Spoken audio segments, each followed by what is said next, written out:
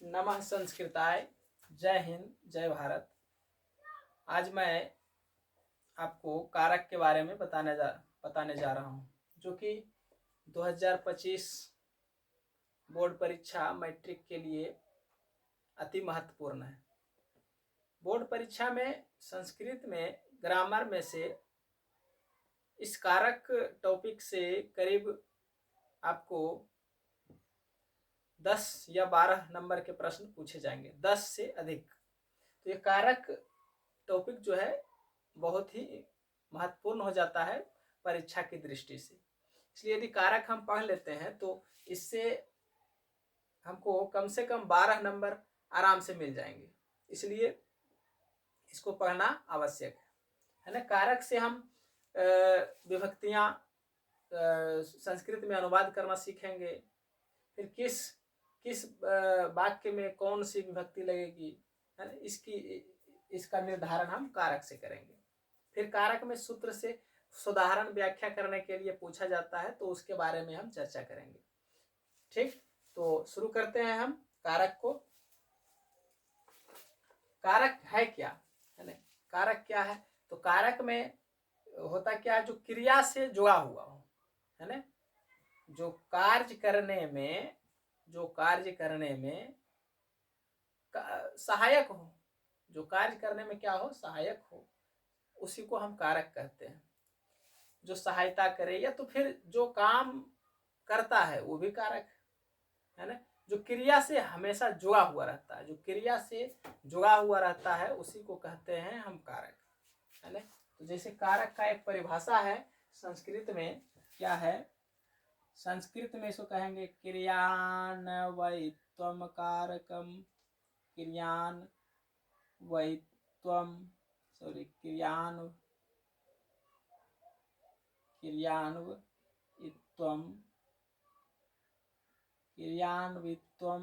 कारकम, है ना। इसका संस्कृत में क्या हो गया? क्रियान्वयित्वम कारकम। अब इसका हिंदी क्या होगा, मैं भी लिखवाता हूं, है ना। क्रियान्वयित्वम कारकम, ये है संस्कृत में परिभाषा। ये पाणिनि के अष्टाध्यायी में सूत्र लिखे हुए हैं कारक की परिभाषा। यह क्रियान्वयित्वम कारकम। आप कलम और कॉपी लेकर बैठे, नोटबुक, उसमें नोट करते जाएं और बोलने का प्रयास करें। कारक किसको कहते हैं? क्रियान्वयित्वम कारकम। मेरे साथ बोलने का प्रयास करें, क्रियान्वयित्वम कारकम। ठीक, अब इसका हिंदी क्या होता है? हिंदी होता है ना, जिसका क्रिया के साथ संबंध हो, है ना, क्या हो? संबंध हो, उसे कारक कहते हैं। क्या कहते हैं? कारक कहते हैं, कारक कहते हैं। ठीक, जैसे मैं एक वाक्य लेता हूं, या तो फिर अच्छा पहले तो वाक्य हम ले लेते हैं, है ना। कारक होते हैं कितने? हाँ, हिंदी में पढ़े होंगे 8, बिल्कुल 8 सही है। कारक होते हैं हिंदी में 8, लेकिन मैं आपको आज 6 कारक के बारे में बताऊंगा। कारक 6 ही होते हैं, वास्तव में कारक कितने होते हैं? 6, 8 कारक नहीं होते हैं, है ना। उसका मैं प्रमाण दूंगा अभी, है ना। आप मेरे साथ बने रहें और नोटबुक पेन हाथ में रखें, लिखते जाएं, नोट डाउन करते जाएं। तो जिसका क्रिया के साथ संबंध हो उसे क्या कहते हैं? कारक कहते हैं, है ना। अब जैसे कि लिखा हुआ रहेगा कि वह, है ना, कलम। अच्छा, जो छोटा सा वाक्य लेते हैं, है ना, वह जाता है। क्या करता है? वह जाता है, वह जाता है। तो यहाँ क्रिया क्या है? जाना। तो जाने के साथ संबंध किसका है? वह का। वह का प्रत्यक्ष संबंध है। क्रिया जो है, जाने की जो क्रिया है, इसके साथ किसका संबंध है? वह का। तो यहाँ वह क्या हो गया? वह क्या हो गया? कारक हो गया। हुआ कि नहीं हुआ? जैसे राम आम खाता है ना, आम खाता है, राम आम खाता है। यहाँ जो खाने का क्रिया हो रहा है, खाने का जो काम है ना, उससे किसका संबंध है? खाने का काम कौन कर रहा है ना?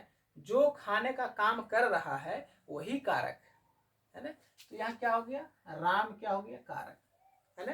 तो अच्छा आप कहिएगा कि आम का भी तो संबंध है खाने की क्रिया से, आम रहबे नहीं करेगा तो खाएगा क्या आदमी?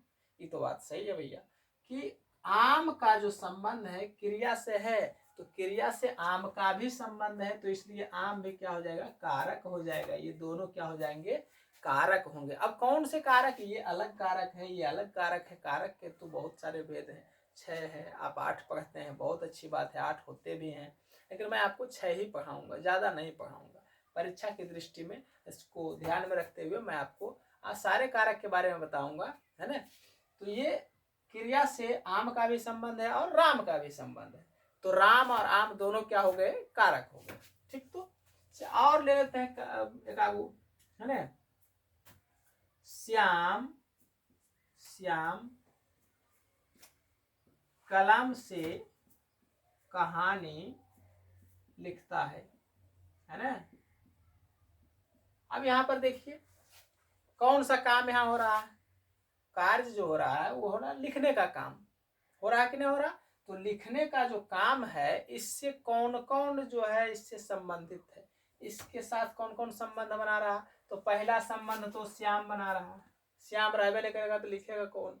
तो पहला संबंध लिखने से कौन बना रहा, श्याम, तो श्याम हो गया कारक। फिर लिखने की क्रिया से कलम भी जुड़ा हुआ है ना, क्रिया से लिखने की क्रिया से कलम भी जुड़ा हुआ है, तो कलम भी क्या हो जाएगा, है ना, कारक हो जाएगा। फिर कहानी भी तो लिखने की क्रिया से जुड़ा हुआ है, कुछ तो लिखा जा रहा है, तो क्रिया जो हो रहा है वो क्या हो रहा है, कहानी लिखा जा रहा है ना, तो कहानी भी हो जाएगा, कारक हो जाएगा। समझ में आया? हाँ, इसको मैं संस्कृत में बना कर दिखाऊंगा, अभी तो कारक पढ़िए ना, संस्कृत तो यही तो है, संस्कृत में अनुवाद करना ही सीखेंगे हम। इससे संस्कृत कारक पढ़ने का मतलब हुआ संस्कृत में अनुवाद करना ही सीखें, है ना, कौन सी विभक्ति किस में लगती है। ठीक, तो हम कारक पढ़ेंगे, तो उसके साथ साथ हमारा बोर्ड परीक्षा में 7 नंबर के आते हैं संस्कृत में अनुवाद करें, जो कि हम आसानी से, बिल्कुल आसान तरीका से हम उसको संस्कृत में अनुवाद कर लेंगे। तो श्याम कलम से लिखता है ना, इसका भी संस्कृत में बनाएंगे। हाँ, उस करण कारक पढ़ाएंगे तब इसको बनाएंगे। तो लिखने की क्रिया से जो जो जुड़ा रहेगा वो सब क्या कहलाएगा, कारक। तो आशा रखते हैं कि आप कारक को समझ चुके होंगे, है ना। अब कारक के कितने, ये तो उदाहरण हो गए, इतना उदाहरण हो गया। अब लेते हैं कारक के भेद कितने होते हैं, है ना। हाँ, कारक के कितने भेद होते हैं मैं आपको बताता हूँ। तो कारक के 6 भेद होते हैं। कितने भेद होते हैं, कारक के 6 भेद होते हैं। वास्तविक रूप से कारक के 6 ही भेद होते हैं। ऐसा क्यों होता है, क्योंकि जैसे एक संबंध को कारक नहीं कहा गया, संबंध को कारक नहीं कहा गया। जैसे राम, सॉरी, दशरथ राम के पिता थे, है ना। तो यहाँ संबंध बता रहा है कि राम जो थे, दशरथ जो राम के पिता थे, लेकिन यहाँ क्रिया है, क्रिया नहीं है। तो जहां क्रिया नहीं होते हैं तो वहां कारक क्यों। हमने यहाँ कारक की परिभाषा जो लिखा कि जिसका क्रिया के साथ संबंध हो उसी को कहेंगे कारक। अब उन दशरथ राम के पिता थे, इसमें तो क्रिया है ही नहीं, तो फिर राम कारक कैसे हो जाएगा, दशरथ कारक कैसे होंगे, सॉरी, हाँ, दशरथ कारक कैसे हो सकते हैं, नहीं हो सकते। तो कारक कितने होते हैं, 6 होते हैं। कारक कितने होते हैं, 6 होते हैं। तो पाणिनि साहब अष्टाध्यायी में एक सूत्र लिखते हैं जिसके माध्यम से वो बताते हैं कि कारक 6 ही होते हैं। तो वो सूत्र कौन से है, तो मैं आपको सूत्र लिखकर दिखाता हूँ। ठीक, तो सूत्र होता है, ये सूत्र होता है श्लोक, एक श्लोक है। इस श्लोक के माध्यम से अष्टाध्यायी में लिखा गया है ना। कर्ता कर्म चकरणम, कर्ता कर्म चकरणम, है ना, कर्ता कर्म चकरणम संप्रदाने तथैव च, संप्रदाने तथैव च, है ना। अपादानोधिकरणम, अपादानो, है ना, अधिकरणम, अपादानो अधिकरणम, इत्याहु कारकानि षट्, इत्याहु कारकानि षट्, है ना, इत्याहु कारकानि षट्। ये है श्लोक कारक के लिए। कारक के कितने भेद हैं? 6 भेद हैं। आप इस श्लोक से जान सकते हैं। तो यह श्लोक को एक बार पढ़ लेते हैं, आप साथ में बोलेंगे। कर्ता कर्म च करणम संप्रदान तथैव च, है ना, संप्रदाने, सॉरी, संप्रदाने तथैव च अपादानोधिकरणम इत्याहु कारकानि षट्, है ना। तो ये हो गया कर्म, सॉरी, कारक के 6 भेद, है ना। कर्ता कर्म च करणम संप्रदाने तथैव च अपादानोधिकरणम इत्याहु कारकानि षट्, है ना। तो ये हो गया आपका 6 भेद। कौन कौन से? इसमें लिखा हुआ है कर्ता कारक, कर्म कारक, करण कारक, संप्रदान कारक, अपादान कारक, अधिकरण कारक। यही इत्याहु, यही 6, षट मतलब 6, कारकानि कारक हैं, यही 6 कारक हैं, है ना। कारक 6 ही होते हैं। ये पाणिनि साहब ने अपने अष्टाध्याय में इसका जिक्र किया है इस श्लोक के माध्यम से, है ना। यह श्लोक को पढ़ना गया। कर्ता कर्म च करणम संप्रदाने तथैव च अपादानोधिकरणम इत्याहु कारकानि षट्। तो ये कारक 6 हैं। हाँ, तो लिख लेते हैं इसको। कारक 6 हैं। तो पहला कारक क्या हो गया बाबू, है ना, पहला नंबर कारक लिखिए। कारक 6 हैं, है ना। पहला कारक हो गया कर्ता कारक, है ना, कर्ता, कर्ता कारक। दूसरा हो गया कर्म कारक, है ना, कर्म कारक। तीसरा हो गया करण कारक। चौथा हो गया संप्रदान कारक।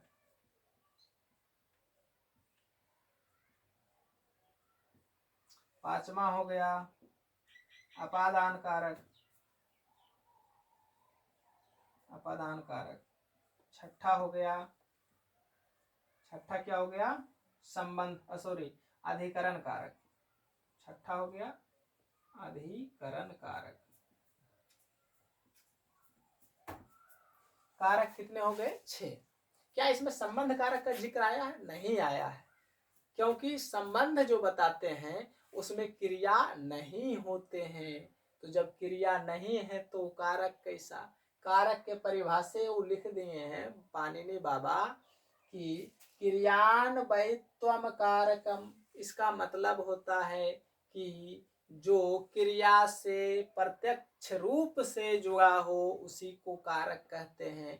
लेकिन संबंध में संबंध कारक का जो आप जानते हैं, हिंदी में आप पढ़े होंगे, संबंध भी एक कारक है। तो संबंध कारक का मैं एक उदाहरण लेता हूं। जैसे संबंध कारक का एक उदाहरण है ना, वह राम का भाई है ना, वह राम का क्या है? भाई है। वह राम का भाई है। अच्छा, इसमें क्रिया कौन है बताइए तो जरा। क्रिया तो है ये नहीं है। क्रिया आखिर में रहेगा तभी तो कारक कहलाएगा। लेकिन यहाँ पर ये जो राम का है क्या बता रहा? संबंध बता रहा है। किसका? वह उसका क्या बता रहा? संबंध। वह राम का भाई है, वह संबंध बता रहा है। जो का के की होता है ना, वो क्या बताता है? संबंध बताता है। लेकिन यहाँ तो क्रिया है नहीं, तो हम इसको कारक क्यों माने? इसमें कारक है ही नहीं है। तो कारक कितने होते हैं? असल में 7 होते हैं। लेकिन मैं आपको पढ़ाऊंगा, सॉरी, कारक होते हैं 6, लेकिन मैं आपको पढ़ाऊंगा 7, है ना। और हम लिखेंगे 8, है ना। हाँ, लिखेंगे हम 8, लेकिन यहाँ लिखा कितना? 6। कंफ्यूज नहीं होने हैं। कारक संस्कृत में यदि आपको परीक्षा में प्रश्न में पूछा जाए कि संस्कृत में कारक कितने होते हैं, तो आप निसंदेह बेफिक्र होकर 6 लिखिएगा। कितना लिखेंगे आप? 6। कारक कितने होते हैं? 6। ठीक। हिंदी में पूछेगा तो आप जितना जानते हैं आप उतना लिखेंगे, कोई दिक्कत नहीं है। कारक हो गए 6। अब बात आपको समझ में आ गई होगी, है ना। अब हम चलते हैं कि कारक की विभक्तियां जो होती है ना, विभक्ति चिन्ह क्या होता है। विभक्ति चिन्ह, तो विभक्ति चिन्ह का मतलब होता है, विभक्ति मतलब बांटना। किसको बांटना? कारक विभक्ति को बांटना। विभक्ति का मतलब, विभक्त मतलब पता है, गणित में पढ़ते हैं, फलना संख्या पढ़ने से विभक्त हो जाती है। विभक्त मतलब विभाजित हो जाती है। तो भैया ये तो कारक है, हमें बताया कि जिसमें जिसमें अंडरलाइन हमने किया ये सब कारक है। अब कौन कौन सा कारक है, कौन कारक है, कौन कारक है, कौन कारक है, इसका निर्धारण कौन करता है? विभक्ति चिन्ह करता है। कौन करता है? विभक्ति चिन्ह। तो कौन कौन सा चिन्ह होता है जो कि कारक को अलग करता है, बताता है कि ये फलाने कारक है, ये फलाने कारक है ना। तो ये आपने लिखा, यदि आप नहीं लिखा तो आप लिख लीजिए, और मैं इसका विभक्ति चिन्ह बताऊंगा, है ना। आज कारक का परिचय मैं पूरी तरह से बता दूंगा। उसके बाद मैं अगले वीडियो में, अगले दिन फिर मैं इसके एक एक भेद को, एक एक प्रकार को कर्ता कारक, कर्म कारक करके डिफाइन करते चलेंगे, और उसके द्वारा संस्कृत में अनुवाद करना हम सिखाते चलेंगे, है ना। तो आप इसको उतार लीजिए, और अभी मैं आपको कारक की विभक्ति चिन्ह लिखकर बताऊंगा।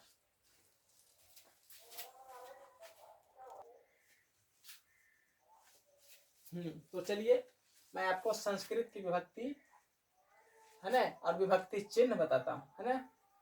जिसे कर्ता कारक है, तो कर्ता कारक का विभक्ति चिन्ह क्या है? ने। कर्ता कारक का विभक्ति चिन्ह क्या है? ने। कर्म कारक का क्या है? को। करण कारक का क्या है? से। अब इस सबको बताता हूं उदाहरण के साथ। संप्रदान कारक का को के लिए। अब जैसे देखिए, है ना, यहां पर लिखा हुआ रहेगा, जैसे राम रोटी, राम ने खाया, राम ने खाया, राम ने खाया, तो जिसके साथ ने लगा हुआ, ने किसके साथ लगा? राम, राम है ना। लेकिन इसका अब क्या लिखता है? राम खाया। इसको और क्या लिखता है? राम खाया। आप राम खाया बोलिए या फिर राम ने खाया बोलिए, दोनों का मतलब एक ही होता है। राम खाया या राम ने खाया, दोनों का मतलब एक ही होता है। तो जिसके साथ ने लगा हुआ, ये क्या हो गया? कर्ता कारक। क्या हुआ? कर्ता कारक। अच्छा, राम यहाँ तो ने विभक्ति छुपा हुआ है कि नहीं?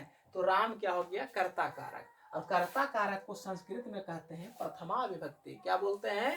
प्रथमा विभक्ति। अब वहां पर राम का शब्द रूप मैं लिखवाया था एक वीडियो में, उसमें बताया था कि राम का शब्द रूप कैसे चलता है। तो क्या चलता है? रामः रामौ रामः, प्रथमा विभक्ति हुआ। द्वितीया में, है ना, रामम रामौ रामान। तृतीया में क्या होता है? रामेन रामाभ्याम रामय। चतुर्थी में क्या होता है? रामाय रामाभ्याम रामेभ्या। इस तरह से मैं आपको सप्तमी विभक्ति तक, प्रथमा संबोधन तक मैंने आपको बताया था। तो ये क्या हो गया? इसमें क्या, जिसके साथ ने लगल रहे, या तो फिर जो कर्ता कारक है उसमें क्या, कौन सी विभक्ति लगेगी? उसमें प्रथमा विभक्ति लगेगी। उसमें कौन विभक्ति लगेगी? प्रथमा विभक्ति लगेगी। अभी और पूरा क्लियर हो जाएगा जब मैं कर्ता कारक को आपको बताऊंगा तब। अब देखिए, कर्म कारक है, इसको क्या बोलते हैं संस्कृत में? द्वितीया। कर्म कारक को क्या बोलते हैं? द्वितीया। इसको लिखे, इसमें रहता है को लगा हुआ। क्या लगा रहा है? जैसे कि, है ना, जैसे लिखा हुआ लगा रहेगा, राम ने रावण को मारा, है ना, राम ने रावण को मारा। अब यहाँ पर देखिए, जिसके साथ ने लगल रहे उसमें, उसको कौन कारक कहेंगे? तो अभी बताया, जिसके साथ ने लगल रहे उसको कर्ता कारक बोलेंगे। तो राम क्या हो गया? कर्ता कारक, है ना। अब यहाँ देखो, को है, को किसके साथ है? कर्म के साथ। तो जिसके साथ को लगल रहे उसको क्या कहेंगे? है ना, कर्म कारक। उसको क्या बोलेंगे? कर्म कारक। समझ में आया? और कर्म को ही कहते हैं संस्कृत में द्वितीया। देखिए, इसमें देखिए क्रिया है कि नहीं है? मारा, खाया, ये सब क्या है? क्रिया है। तो राम का और रावण का क्रिया से प्रत्यक्ष संबंध है, इसलिए कारक हो गया। हुआ कि नहीं हुआ? अब देखिए, करण से, तो यहाँ पर एक मैं उदाहरण लेता हूँ। श्याम कलम से लिखता है, श्याम कलम से लिखता है ना, श्याम कलम से लिखता है। देखिए, यहाँ श्याम ने कलम से लिखा, है ना, ये तो भी ये हो गया। कौन? जो काम करता है, जो काम जिसका प्रत्यक्ष संबंध हो, जो डायरेक्ट जुड़ा हुआ क्रिया से। डायरेक्ट कौन जुड़ा हुआ? श्याम, है ना, लिखने की क्रिया से डायरेक्ट जुड़ा हुआ। अब ये कलम से लिखता है कि नहीं लिखता है, तो जिसके साथ से लगा हुआ रहे उसको क्या बोलेंगे, करण कारक। अभी ये तो बस छोटा सा परिभाषा है, मैं इसको और अच्छी तरह से बताऊंगा। अभी एक दिन में समाप्त कारक नहीं होंगे, 3-4 क्लास लगेंगे समाप्त होने में, मैं समाप्त करूंगा। तो कलम से ये क्या हो गया, कलम क्या हो गया इसमें, करण कारक। कलम क्या हुआ, करण कारक। क्यों, क्योंकि जिसके साथ से लगल है वो करण हो गया, जिसके साथ को लगल है वो कर्म हो गया, जिसके साथ ने लगल है वो कर्ता हो गया। तो करण कारक में कौन विभक्ति होगी, तृतीया विभक्ति। अब आते हैं चौथी विभक्ति संप्रदान कारक के लिए। संप्रदान मतलब होता है दान करना, है ना। तो या तो किसी के लिए, है ना, जैसे पिता पुत्र के लिए, है ना, पिता पुत्र के लिए धन कमाते हैं, है ना, धन कमाते हैं पिता पुत्र के लिए। अब घबराइए नहीं, सबका हम संस्कृत भी बताऊंगा, एक एक कारक को मैं बताऊंगा सबका, आप खुद ब खुद सबका संस्कृत करना सीख जाइएगा।